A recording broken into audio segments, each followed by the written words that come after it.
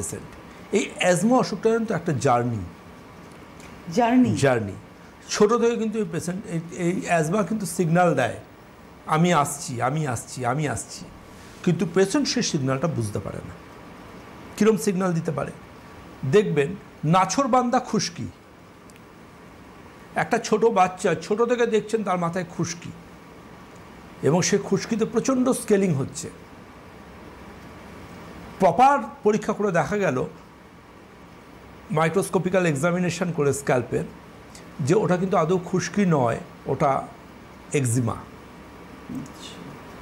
এবং এই পেশেন্টদের কিন্তু ক্যারেক্টারিস্টিক্স থাকবে, তারা কিন্তু অ্যালার্জিতে সাফার করবে, তারা একটু দিয়ে হাঁচবে, ঘুম থেকে ওঠার সময় চোখ চুলকোবে, নাক চুলকোবে, হাঁচি হবে। এবং এই হাঁচির ব্যাপারটা আসবে কিন্তু বয়ঃসন্ধির সময় থেকে, কিন্তু এই এক্সিমা যেটা স্ক্যাল্পে ওটা কিন্তু আসছে ছোট থেকে।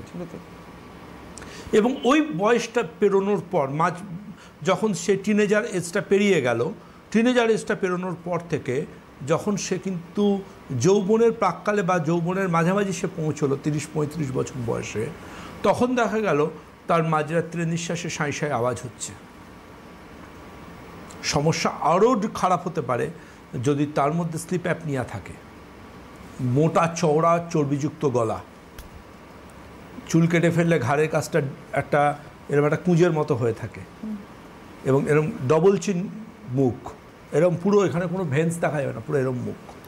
যদি এই রকম হয়ে যায় তাদের ক্ষেত্রে কিন্তু নাক ডাকে ঘুমের মধ্যে, ওটাও কিন্তু কার্ডিও অ্যারেস্ট হতে পারে ওর থেকে, যদি সঠিকভাবে ট্রিটমেন্ট না হয়। সুতরাং আলটিমেটলি জানবেন এই অ্যাজমা কিন্তু ছোট থেকে সিগন্যাল দেয়। আমার ক্লিনিকে এসে বাচ্চা এসেছে, তারা টিনেজার বয়স, তার সে দেখছে আমার ক্লিনিকে বসে ইনহেলার টানছে। তো আলটিমেটলি এই জায়গাগুলো কিন্তু বুঝতে হবে। আমি প্রথম অ্যাজমার পেশেন্ট ক্লিনিকে এলেই তাকে কিন্তু অ্যাডভাইস করি আপনি ব্লাডের আইজিই করুন, that is one type of immunoglobulin modulator.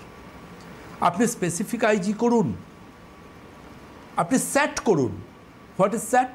Serological allergy test.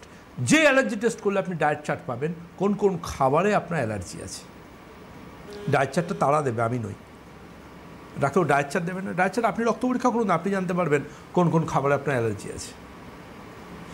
আরেকটা কী ম্যাটার, যদি এখন কারুর বাড়িতে ঘুম থেকে ওঠার সময় হাঁচি হচ্ছে বা এরকম এই ধরনের সমস্যাগুলো হচ্ছে ছোট বাচ্চাদের ক্ষেত্রে সময় থেকে, তাহলে কিন্তু আপনাকে বুঝতে হবে যে আপনার বাড়ি, আপনি যতই পশুপ্রেমী হন না কেন, আপনার বাড়িতে পাখি, পায়রার মতো পাখি যেগুলো গায়ের লো মোড়ে, কিংবা কোনো পেটস অর্থাৎ কুকুর বা বেড়াল পোষা যাবে না।